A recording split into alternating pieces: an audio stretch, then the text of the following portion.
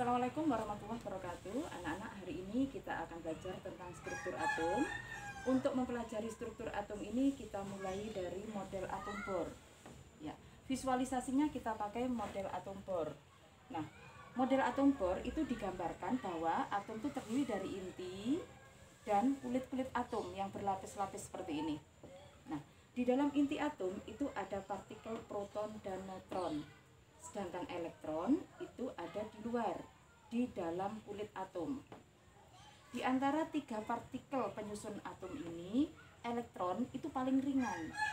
Sedangkan proton dan neutron itu masing-masing sekitar 1 nilainya. Sedangkan elektron itu mendekati 0. Jadi, dalam atom ini masanya berpusat pada inti, jadi pada jumlah proton dan neutron. Untuk mengetahui jumlah proton, neutron, dan elektron, biasanya kita bisa melihat dari notasi unsurnya. Nah, ini adalah notasi unsur yang dilambangkan dengan X, A, dan Z. Di mana X ini adalah lambang unsur. X ini lambang unsur. Kemudian A itu adalah nomor massa. Z itu adalah nomor atom. Nah, tadi sudah kita bahas bahwa massa atom berpusat pada intinya, maka nomor massa ini menunjukkan jumlahnya proton dan neutron. Sedangkan nomor atom ini menunjukkan jumlah proton saja. Jika kita notasikan seperti persamaan matematika, maka akan berlaku bahwa proton ditambah neutron itu sama dengan nomor massa, dan proton saja itu sama dengan nomor atom.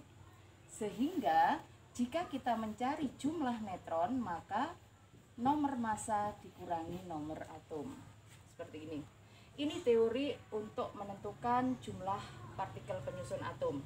Kita pakai contoh. Contoh soalnya, ini contoh soal. Contoh soalnya kita gunakan atom C misalnya dengan nomor atom 6, nomor massa 13. Berapakah jumlah proton, elektron, dan neutronnya? Nah,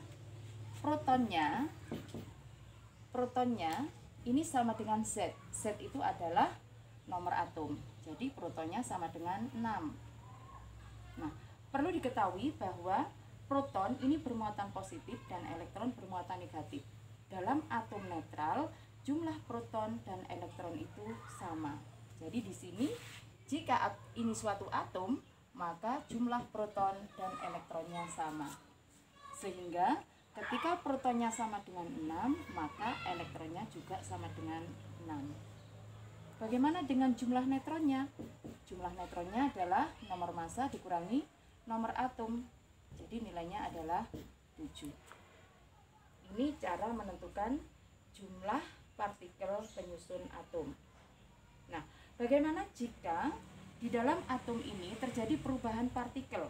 Perlu diketahui bahwa di antara proton, neutron, dan elektron ini yang bisa keluar masuk atau bisa berubah jumlahnya hanya elektron karena dia ada berada di luar. Sedangkan jumlah proton dan neutron itu tetap. Nah, jika hal ini terjadi, maka atom yang tadinya netral bisa menjadi ion bermuatan. Kita ambil contoh. Natrium 1123. Nomor atomnya 11, nomor massanya 23. Berapakah jumlah protonnya? Jumlah elektron dan neutronnya. Dengan cara yang sama, kita mendapatkan jumlah protonnya 11, elektron sama dengan proton, sedangkan neutron itu hasil pengurangan, jadi jumlahnya 12. Nah, jika ternyata dari atom natrium ini elektronnya ada yang dilepaskan 1, jadi jika dia melepas 1, maka jumlah elektronnya akan berkurang. Jumlah elektronnya berkurang menjadi berapa? Menjadi 10. Nah, sekarang jumlah proton dengan elektronnya tidak imbang. Karena tidak imbang, maka di sini yang lebih banyak jumlah proton. Karena yang lebih banyak jumlah proton, maka natrium ini menjadi bermuatan positif. Dengan kata lain, suatu unsur akan berubah menjadi ion positif jika dia melepas elektron. Jadi Ketika suatu atom netral berubah menjadi ion positif, berarti jumlah elektronnya berkurang. Ini untuk penentuan partikel-partikel penyusun atom. Selanjutnya, di dalam atom-atom ini atau di dalam perbandingan partikel penyusun atom dikenal adanya istilah isotop, isobar, dan isoton. Di sini isotop, kita lihat di sini ya. Ini ada isotop, ada isobar, ada isoton. Ini contohnya.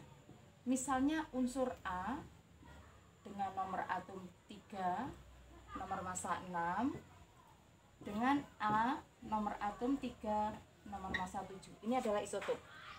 Isobar, misalnya A nomor atom 3, nomor massa 7, dengan B nomor atom 4, nomor massa 7.